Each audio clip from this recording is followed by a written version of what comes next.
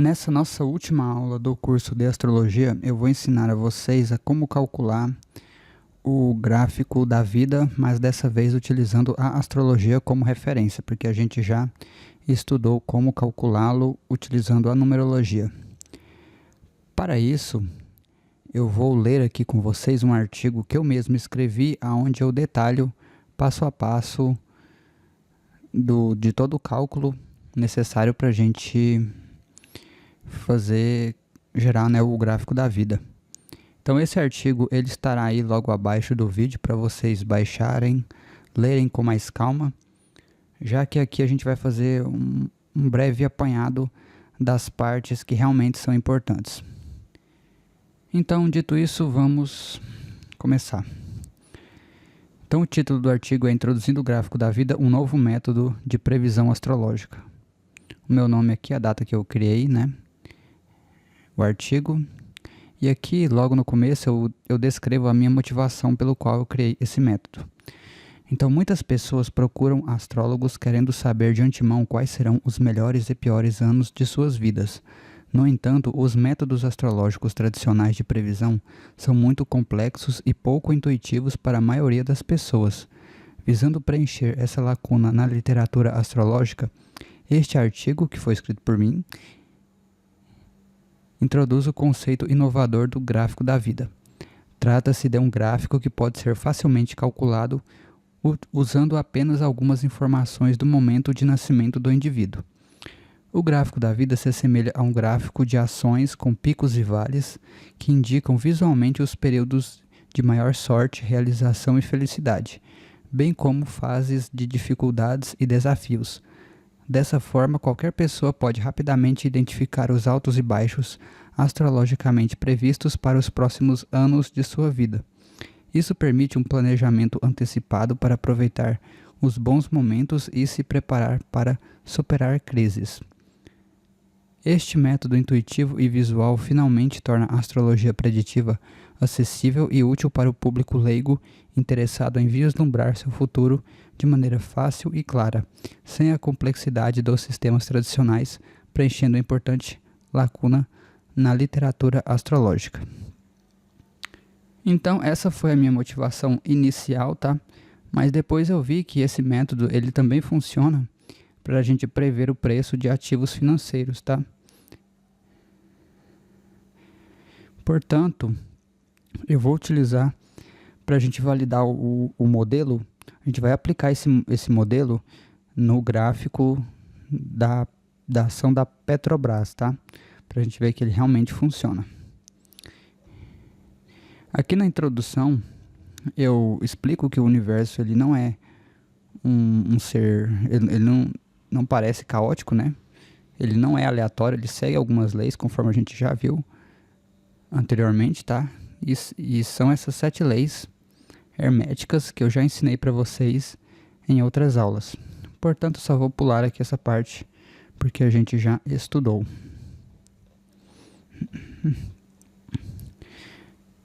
Agora a gente entra aqui na teoria das formas, que eu já expliquei para vocês também que, de acordo com a visão platônica, né, esse mundo que a gente vive, ele é um mundo das ilusões.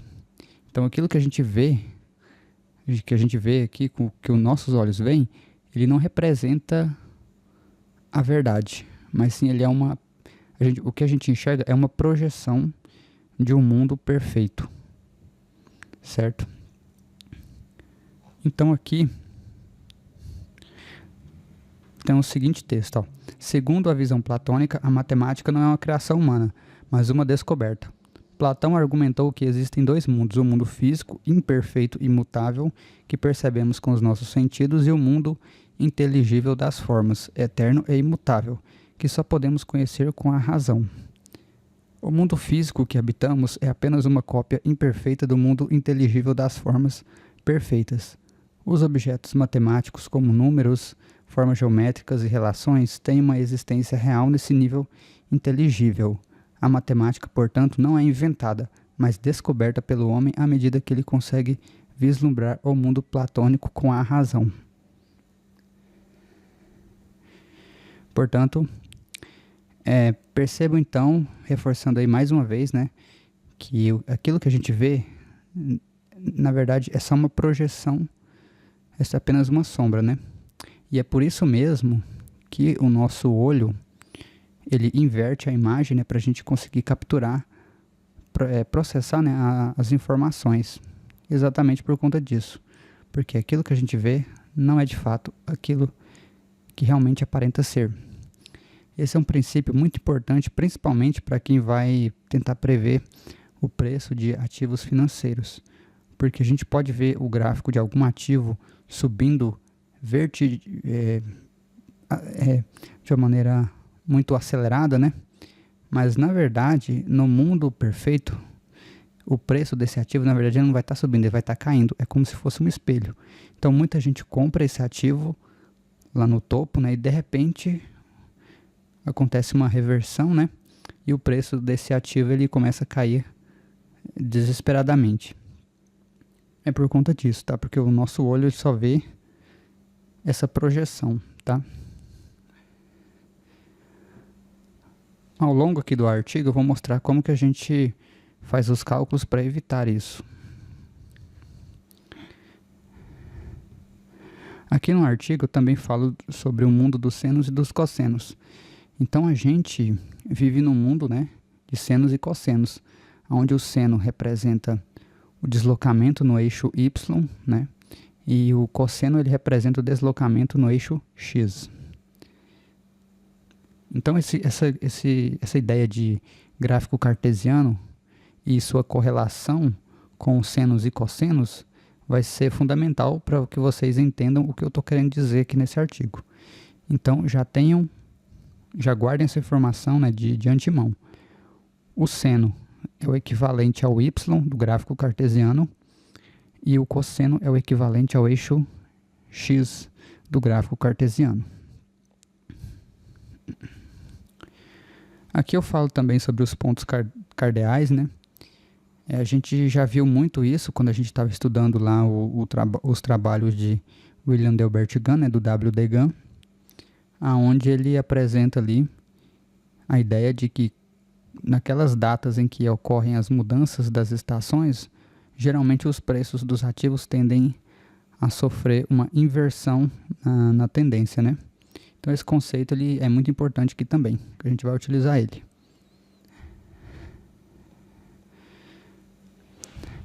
Aqui eu explico também o que é o horóscopo, né? Que a palavra horóscopo deriva do grego horoskopos, que significa literalmente observador das horas. Então o horóscopo ele nada mais é do que um grande relógio celestial. E como todo relógio celestial, ele pode marcar, né, ele pode marcar as datas em que eventos importantes acontecerão. E todo relógio celestial, e no caso do horóscopo, né, por ele ser um relógio celestial, ele também é lido no sentido horário, tá? Isso é muito importante que vocês tenham em mente também.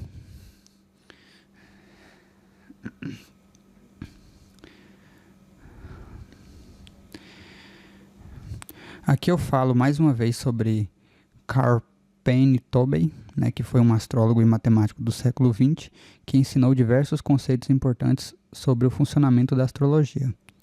Uma das contribuições de Tobey foi estabelecer conexões entre os elementos cardinais fixos e mutáveis do zodíaco com conceitos da física moderna. Ele argumentou que a interação entre esses três elementos astrológicos gerava uma espécie de campo de força ou campo magnético que influenciava os eventos humanos. Então eu já mostrei essa imagem para vocês, tá? Em outras aulas, né? Em que a conexão dos signos cardinais e os fixos e os mutáveis, né, gerava esse campo eletromagnético. Um outro astrólogo que trabalhou com um conceito semelhante foi Alfred White. Ele foi um astrólogo alemão do século XX que fundou a escola de astrologia uraniana, que a gente já viu em outras aulas também. Uma das contribuições de White foi a utilização do círculo de 90 graus sobreposto ao mapa natal, né? White descobriu que traçar um círculo com raio de 90 graus, tendo como centro o grau da casa ascendente, revelava informações valiosas no mapa. Os 4 pontos onde esse círculo intersecta o mapa natal, representa momentos de mudanças significativas na vida da pessoa. Então, mais uma vez, aqui um outro astrólogo trabalhando com esse conceito aí de pontos cardinais. Então tá aí o gráfico que ele criou, né? E aqui eu escrevo algo bem interessante, né? Só reforçando aquilo que eu já falei anteriormente. Percebe-se que tanto Carl e Alfred estavam trabalhando indiretamente com o conceito de campos eletromagnéticos e como eles poderiam ser modulados por meio de pontos-chave de 90 graus, ou seja, aplicando princípios da física moderna. Isso mostra como esses astrólogos pioneiros já vislumbravam de forma visionária conceitos que somente seriam plenamente desenvolvidos mais tarde, com o advento da física quântica e da teoria eletromagnética. Suas ideias sobre campos magnéticos astrológicos e a modulação de campos por meio de ângulos-chave são surpreendentemente análogas às noções de campo unificado e pontos de inflexão quântica que surgiriam depois. É fascinante constatar como os antigos princípios herméticos codificados na astrologia continham em forma simbólica e alquímica conhecimentos que levariam séculos para serem desvendados pela ciência moderna. Ao explorar esses conceitos, Tobey e White estavam retomando uma sabedoria antiga com as lentes da era moderna, intuindo as conexões profundas entre cosmologia antiga e física quântica antes mesmo que a comunidade científica as compreendesse. Então a gente vê muito isso ao longo da história, né? Por exemplo, o Nikola Tesla, ele descreveu a ionosfera muito antes dela ser descoberta pela ciência. Então, exemplos como esse são bem comuns, né?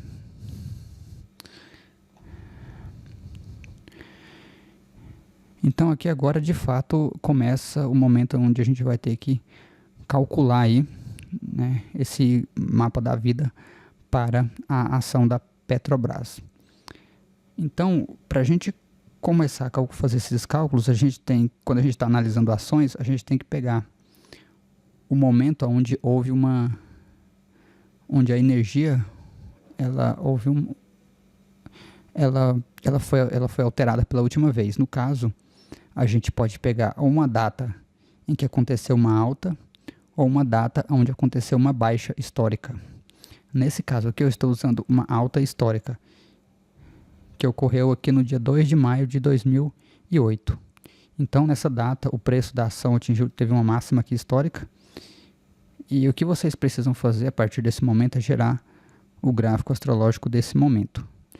Então, vocês vão criar esse gráfico aí também, tá? O gráfico da Petrobras, 2 de maio de 2008, 0 hora Greenwich, tá? Eu gosto de usar Greenwich, tem gente que não gosta, mas enfim, aí já é algo pessoal de cada um. Então tá aí o mapa.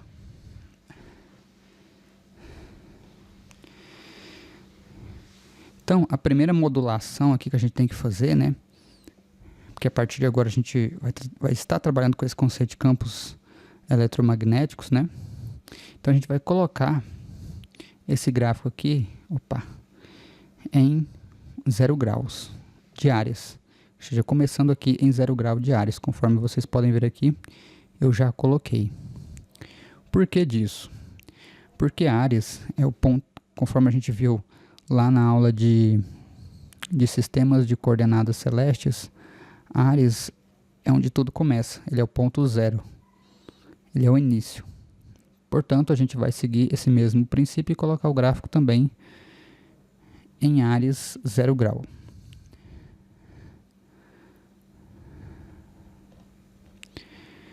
Agora, observem aqui essa imagem, ó. Tá vendo que tem uma estrela ali, ó. Então a gente tem ali o azimuth e a altitude. Imaginem uma linha saindo, por exemplo, aí da letra E, indo até a estrela, depois descendo a algum outro ponto e subindo novamente. Vocês conseguiram entender esse conceito? É isso que eu pretendo... essa é a ideia, né, que eu tive para elaborar o gráfico da vida. Certo? Então é esse conceito. Espero que agora tenha ficado mais claro para vocês. Mas se não ficou, calma que vocês ainda vão entender ainda.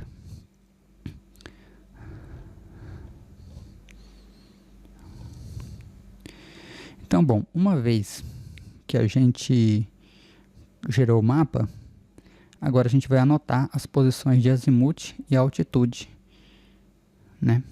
E a gente vai colocar isso numa planilha de Excel, ou vocês podem anotar no caderno mesmo, né? Mas é melhor que seja em algum programa de editor de planilha, né? Então eu já anotei aqui, tá? Então esses aqui são os dados. Vocês podem ver que essas informações estão corretas. Eu vou vir aqui, ó, no meu programa. Reports, mapa atual, né? A Lua está dizendo aqui, ó, que ela tem um azimuth de 39,29 e uma altitude negativa de 32,09. Se vocês observarem, são os mesmos valores que estão aqui.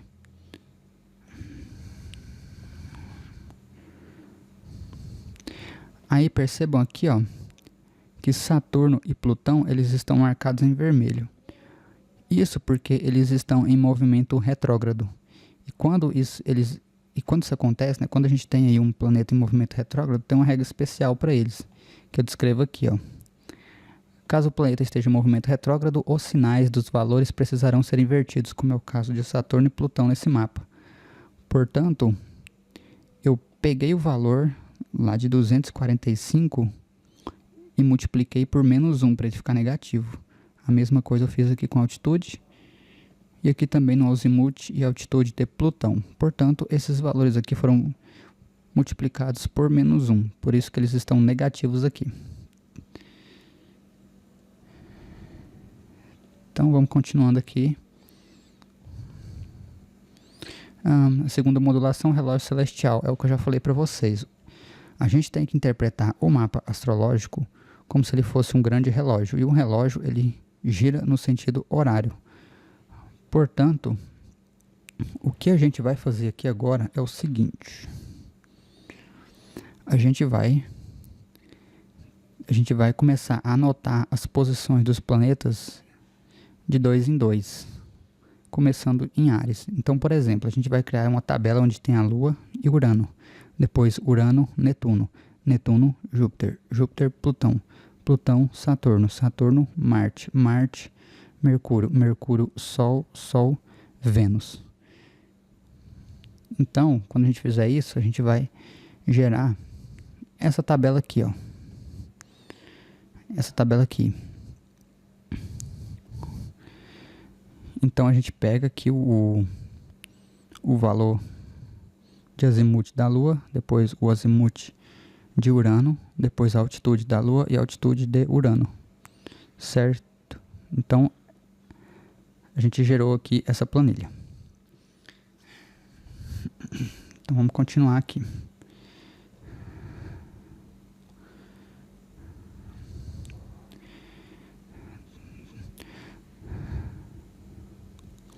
Então, o que é essa tabela, né? Eu esqueci de marcar aqui, mas ela está aqui, ó. Essa tabela mostra a variação das posições angulares de diferentes planetas conforme eles se movem ao longo do tempo ou de acordo com um observador específico. Ou seja, essa tabela mostra, então, a variação da energia ao longo do tempo. Mas para essa variação de energia acontecer, ela vai acontecer em algum momento, né? Então, a gente tem que descobrir agora em que momento que essa variação de energia vai acontecer. Então, para a gente descobrir o quanto tempo falta para ocorrerem essas mudanças, nessas variações, a gente tem que utilizar essas fórmulas aqui, ó. Então, para a gente descobrir então, a diferença aqui entre esses valores, o que a gente vai fazer? A gente vai pegar o cosseno dos azimuths aqui, ó. Então a gente vai pegar cosseno desse valor, né, do azimuth do primeiro planeta, menos o cosseno do azimuth do segundo planeta. E a gente vai fazer isso aqui, vai fazer o cálculo, a gente chega aqui na variação no eixo X de todos os planetas. Então essa coluna aqui de dx, ela mostra quanto tempo falta para para que essas mudanças ocorram. Essa coluna se refere ao tempo mesmo. Já aqui na coluna y é a mesma coisa, só que dessa vez a gente vai usar a função seno, né? Então, seno da altitude de P1 menos seno da altitude aqui de P2. E a gente gera aqui, chega aqui em outro valor. Então, essa aqui seria, vamos dizer assim, quanto tempo falta para as mudanças acontecerem.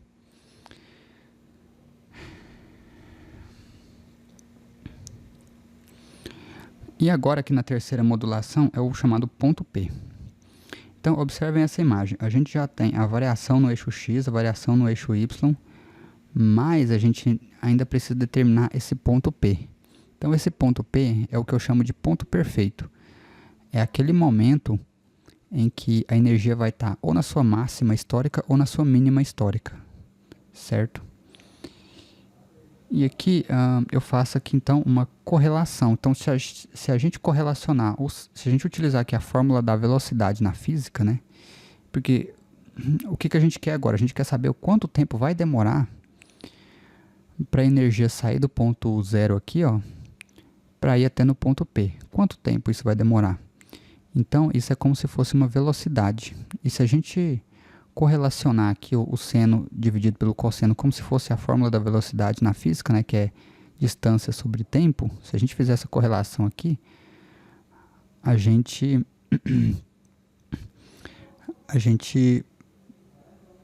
vai conseguir, né? A gente vai conseguir determinar. Porém, tem mais um fator que a gente precisa levar em conta, que a gente precisa transformar a fórmula da velocidade em uma senoide.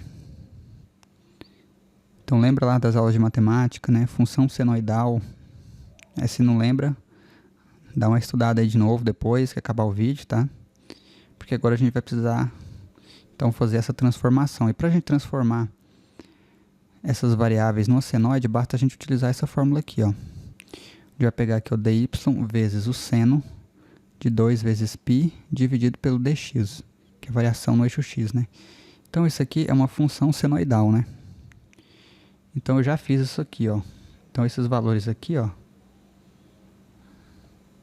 já estão aplicados aí, já estão convertidos para senoides. Ok. Mas ainda tem mais um... para vocês terem uma ideia, essa fórmula que eu mostrei para vocês, ela é aplicada em diferentes conceitos, tá? Então ela é aplicada quando a gente precisa calcular oscilações periódicas, né? Cálculos geométricos, análise de dados cíclicos e engenharia e eletrônica. Principalmente na engenharia elétrica também, né? Usa muito. E agora tem outra informação importante aqui, ó. O sinal do resultado gerado deverá ser invertido, pois vivemos em um mundo de ilusões e o que vemos não é de fato o que está acontecendo no plano das ideias. Então a gente tem que voltar aqui, ó, e a gente tem que multiplicar esse valor por menos 1. É o que eu vou fazer aqui agora. Vou colocar um parênteses aqui para ter certeza de que ele vai calcular corretamente, vezes menos 1. Então beleza. Calculei aqui, então.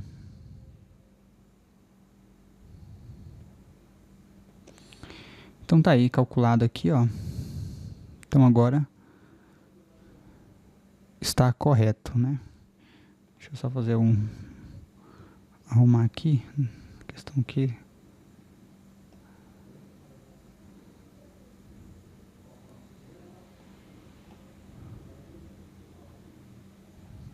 Ok, arrumei aqui, conforme a gente vê aqui no artigo.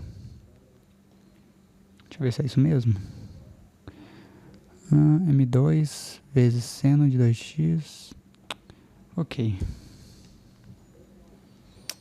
E agora a gente precisa fazer mais um ajuste. A gente precisa garantir que esses valores eles fiquem apenas no intervalo de 1 e menos 1. Uma forma da gente fazer isso é assim, ó, usando a função se. Então, se esse valor aqui, ó, que a gente descobriu, for maior do que 1, então a gente vai subtrair esse 1.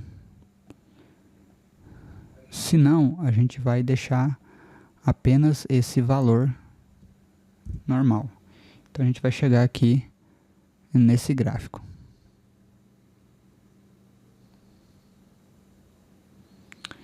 Eu acho, deixa eu ver, eu acho que tem algum erro aqui nesse gráfico. Não sei. Deixa eu ver aqui. Tem que colocar aqui os anos também, né? Não esquecer.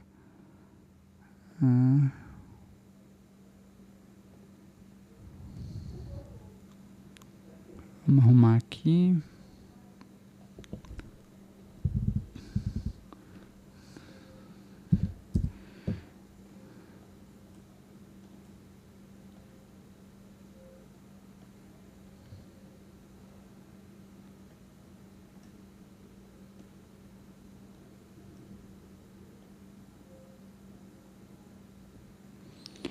Então, esse aqui é o gráfico da vida para a ação da empresa Petrobras. Vamos ver aqui.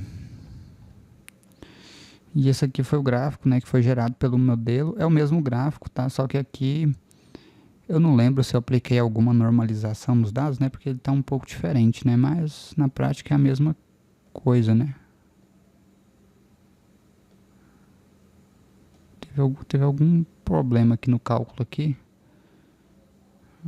Teve alguma divergência aqui, mas enfim.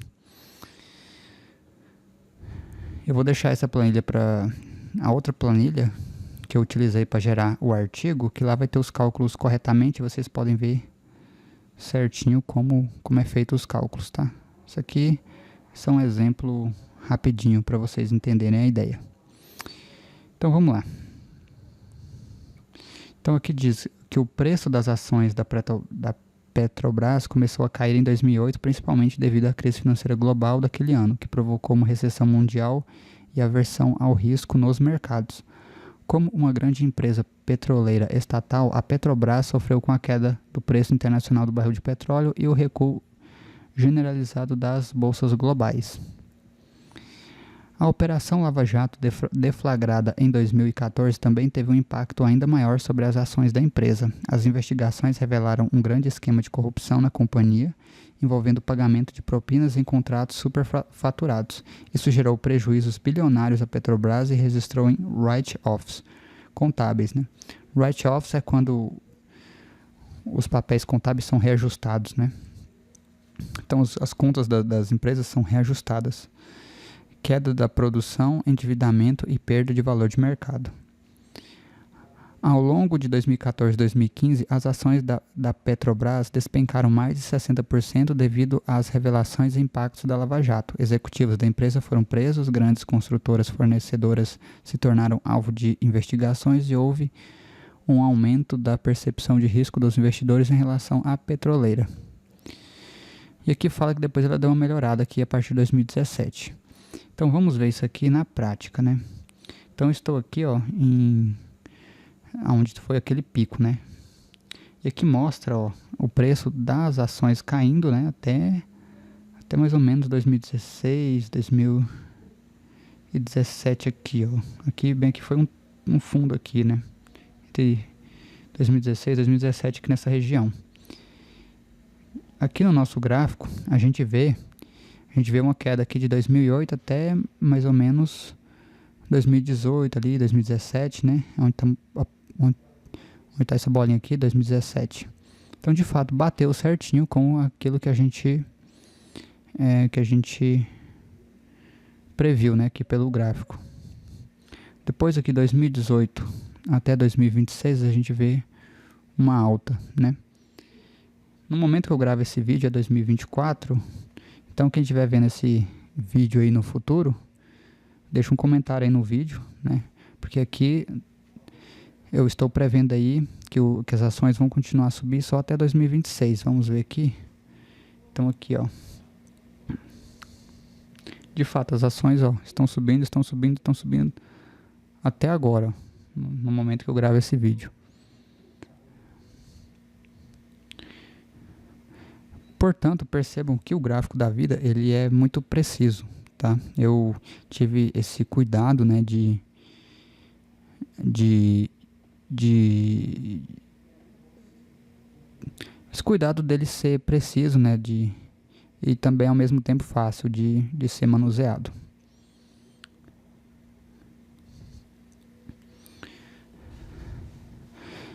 Então, o que eu tinha para mostrar para vocês é isso, mas agora eu vou mostrar para vocês como que o gráfico da vida ele fica, né, quando aplicado em um mapa de uma pessoa normal.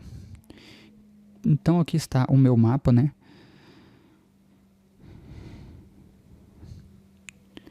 Aqui está o meu mapa e aqui vocês podem ver, ó, que a gente tem também os picos e fundos, né? Os picos vão representar os momentos de felicidade, onde tudo vai estar muito bem para essa pessoa, né? E o fundo já é o contrário, né? Onde as coisas vão estar muito mal. Eu também adicionei aqui nessa planilha, né? Essa indicação visual ali embaixo, aonde tem ali os sinais de mais e menos, indicando os melhores e os piores momentos na vida da pessoa, tá? Então, eu gostei bastante, tá? De